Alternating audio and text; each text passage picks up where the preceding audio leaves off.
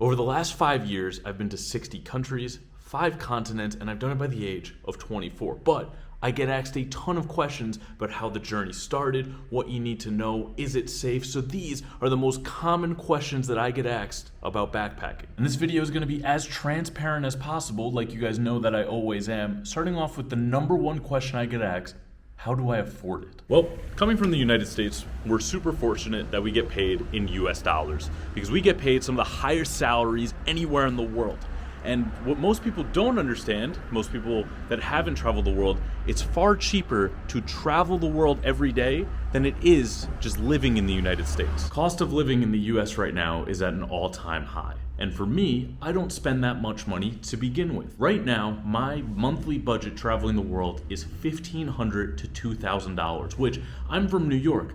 I was paying $2,000 a month just for rent. But the thing about that budget is it's different every part of the world. That budget is roughly for Europe, right? It's gonna be on the higher end for Western Europe and Scandinavia. Scandinavia is gonna be above that $2,000 budget mark.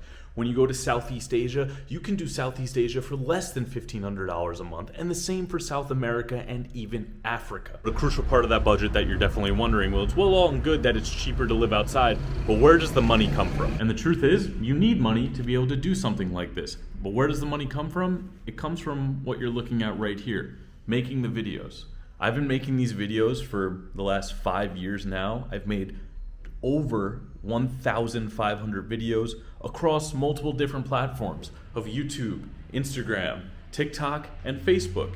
Now, does it support the entire journey? Yes, it does. It does support the entire journey when you include things like sponsorships, partnerships, Patreons, Instagram subscribers, Facebook subscribers. Does it make me incredibly rich? No. But does it cover my budget of $1,500 to $2,000 a month? And does it allow me to put money into my savings of like my Roth IRA so I can retire one day? Yes. Yes, it does. And I love that I do this because I'm able to show the world to so many people that don't have the ability, whether it be financial reasons, whether it be disabilities. I can show you guys parts of the world that I've never seen and that maybe you have never seen. Question number 2, how do you find work while traveling? And if I'm being honest with you, it's actually far easier than you would think. Right now is the best time ever to work remotely. There's infinite remote jobs that you can find online. And the best place that I've found, this is not a sponsor, this is just from personal experience, I've gotten a job off of here, is LinkedIn. Go onto LinkedIn, set the filter to remote work, and you can even designate it from like a contract job or location based. You can literally get a remote job anywhere in the world. And what I've met from people who work remote jobs, when they work the remote job and have the flexibility, they don't really care what the work is. Another awesome way that people do is they do volunteer opportunities across the world because it covers basically their food, their accommodation, and when you don't have those expenses, what expenses do you really have? I'll also throw this nugget in. I have a few friends who live in Thailand right now and they don't have English teaching degrees, but they make $40 to $50 an hour. Now, question number 3 is probably the second most question that I get asked while backpacking, and is it safe for women to backpack as well? Now, women face much different dangers than men do while traveling the world. That's apparent and no one's gonna argue that. However, I meet more women that travel by themselves than men in almost every country in the world. And I've asked almost every one of these women, how do they feel traveling? How do they feel staying in hostels? And they say they feel safe 99% of the time. A hostel culture is very different than what people may paint it out to be, or if you've never been in a hostel before. Everyone takes care of each other.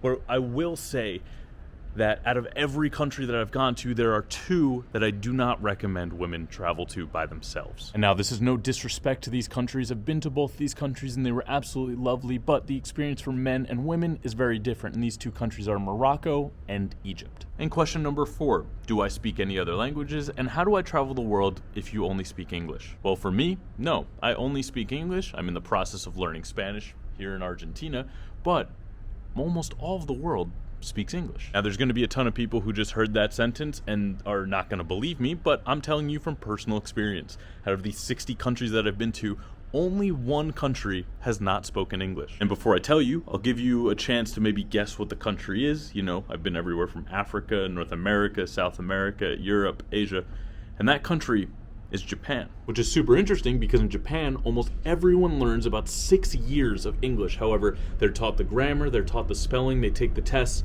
but they never speak it. So if you're somebody who only speaks English and this is something that's very concerning of you, don't worry about it. Are you going to get into situations where it's a little uncomfortable, super difficult to figure out what's going on or where you need to go? Yes, but that's the part of traveling that makes it magical. It's not easy, it's difficult, and sometimes having difficult things in your life is an opportunity for you to grow and see more of the world. And question number 5, which I get asked so very often, will I ever stop traveling? I'm only 24, and right now in my life, I don't understand the concept of settling down and sitting somewhere. For me, it just doesn't make sense. I don't see enjoyment in that, and I get excited when I go to a new place. So for the moment, no, the traveling will not stop. Will I take little breaks like I'm doing right now in Argentina, where I kind of have my own space?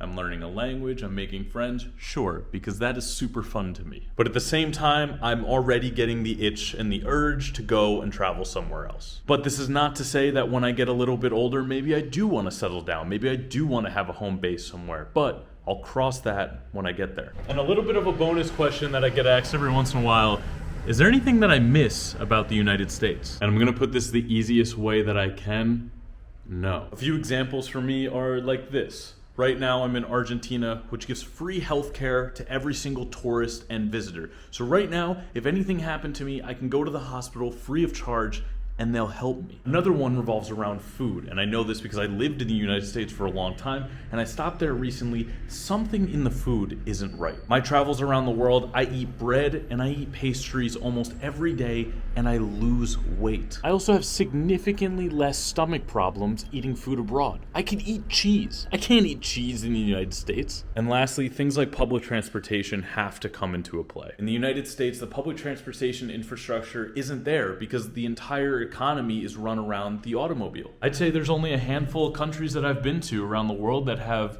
the equal, and it's definitely not less public transportation than the United States. So for me, that's a huge thing because now I don't own a car. And when I lived in the United States, I did own a car. And to be honest, not owning a car and taking the bus and the subway is far better than owning a vehicle, being liable for that, knowing where it is, the safety of it, having it inspected, having it insured. It's a lot of money that just seems unnecessary now. And that is the 5 most common questions that I get asked about backpacking. And there's a ton more that I can go into. Where did I take these from? Well, I held little polls and different questions on Instagram and TikTok. So if you want a question answered, you can put it in the comments of this YouTube video, and I will take that from the next one, compiled with the Instagram and the TikTok questions as well. But what I want to do is I want to thank all the Instagram subs, the Facebook subscribers, and the Patreon members, because you are a big part of keeping the channel going and keeping the adventure rolling. And that'll do it for today's video. I will see you in the next one, and always remember, traveling's a privilege, so enjoy every second of it. See ya.